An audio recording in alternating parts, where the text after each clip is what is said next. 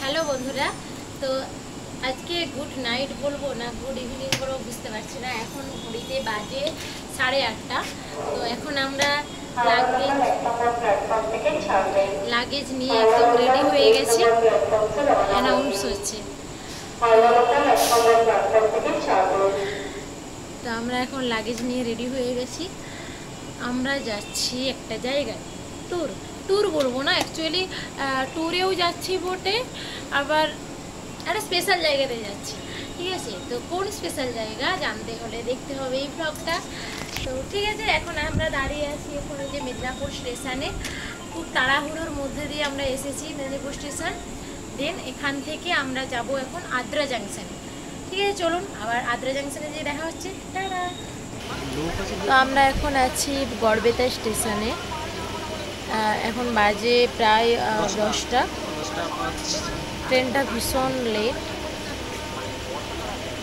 তো যাই হোক, ট্রেনটা অনেকটাই খালি আছে এবং সিটও পেয়ে গেছি, যে আমরা অনেকটা সিট পেয়ে গেছি। ও অলরেডি শুয়ে পড়েছে, একটু ঘুমিয়ে নেওয়া যাক। আর এই যে গড়বেতা স্টেশন ক্রস করছি আমরা। এই ট্রেনটাতে 2017 থেকে 2019-এর একদম লাস্ট, মানে লকডাউন পড়ার আগে পর্যন্ত আমি এই ট্রেনটাতে কন্টিনিউ সকালে গেছি, হাটিয়াতে ফিরেছি। তো আমি হচ্ছে যখন গ্র্যাজুয়েশন করতাম এখানে গড়বেতা কলেজে যখন পড়তাম, এই ট্রেনটাতে আমি মেদিনীপুরে টিউশন যেতাম।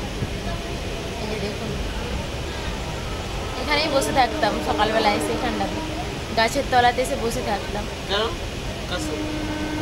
ট্রেন ধরার জন্য।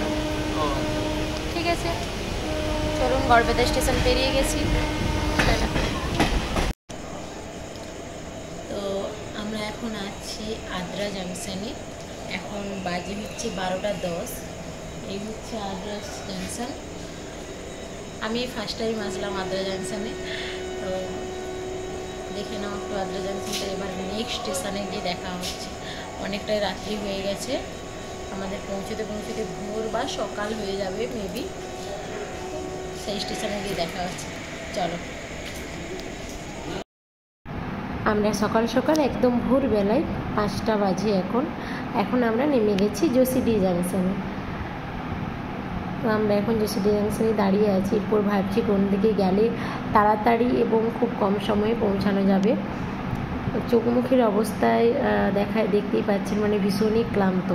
তো তারপর দুজনে মিলে ডিসিশন নিলাম, ওখান থেকে সৎসঙ্গনগর স্টেশন আছে একটা, ওখানকে আবার ট্রেন ধরে আসলাম জসিডি জাংশন থেকে।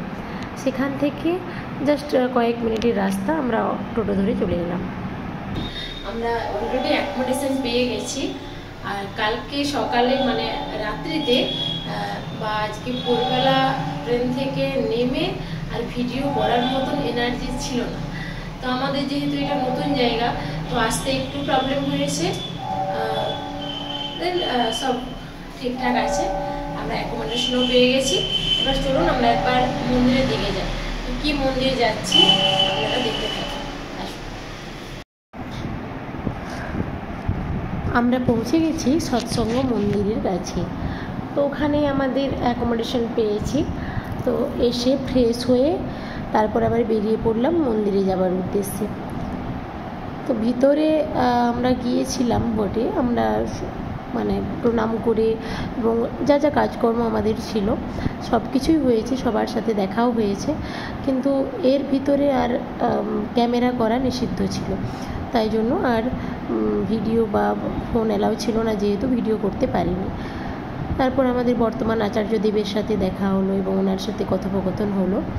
তারপর ওখান থেকে এখন বাজে প্রায় 1:30, আমরা চলে এসেছি খাবার খেতে। এটা হচ্ছে আনন্দবাজার। তো এখানেই সমস্ত মানুষজন এখানেই হচ্ছে খাবার খান, এবং ভিতরের যে রান্নাঘরটা আছে এদের খুবই সুন্দর, মানে এবং খুব পরিষ্কার এবং পরিচ্ছন্ন। তো আজকের মেনু ছিল ভাত আর আম দিয়ে ডাল, আর ছিল ভেড়ির তরকারি বা ঢেঁড়সের তরকারি। তারপর আমরা খাওয়া দাওয়া করে বেরিয়ে এলাম।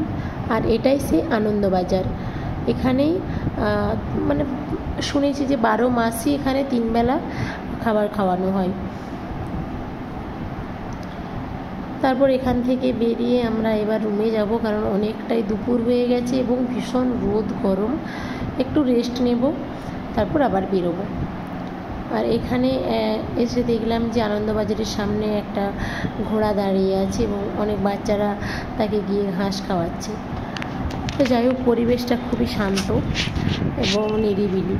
তো চলুন আবার দেখা হচ্ছে পরের ভিডিওতে। ততক্ষণের জন্য সবাই ভালো থাকবেন, সুস্থ থাকবেন।